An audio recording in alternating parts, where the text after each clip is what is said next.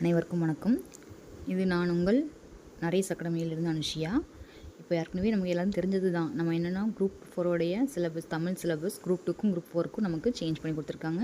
இது நமக்கு ஒரு நல்ல வாய்ப்பு. இது வரைக்கும் படித்தவங்களும் சரி, படிக்காதவங்களும் சரி, நம்ம நிறைய மார்க்ஸ் ஸ்கோர் பண்ணுறதுக்கு இது நமக்கு ஒரு நல்ல வாய்ப்பை டிஎன்பிஎஸ்சியில் ஏற்படுத்தி கொடுத்துருக்காங்க. இப்போது நம்ம இந்த வாய்ப்பை எப்படி பயன்படுத்தி நம்ம வாழ்க்கையை நல்லபடியாக நடத்த போகிறோம் அப்படிங்கிறது தான் இருக்குது.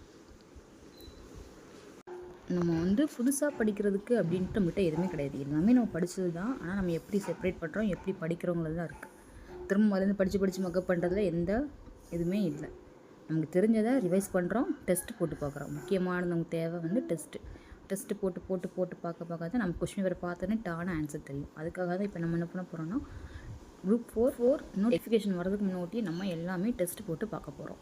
அதுக்காக தான் நம்ம பிரத்யேகமாக என்ன கொண்டு வர போகிறோம், டெஸ்ட்டு பேட்ச் கொண்டு வர போகிறோம்.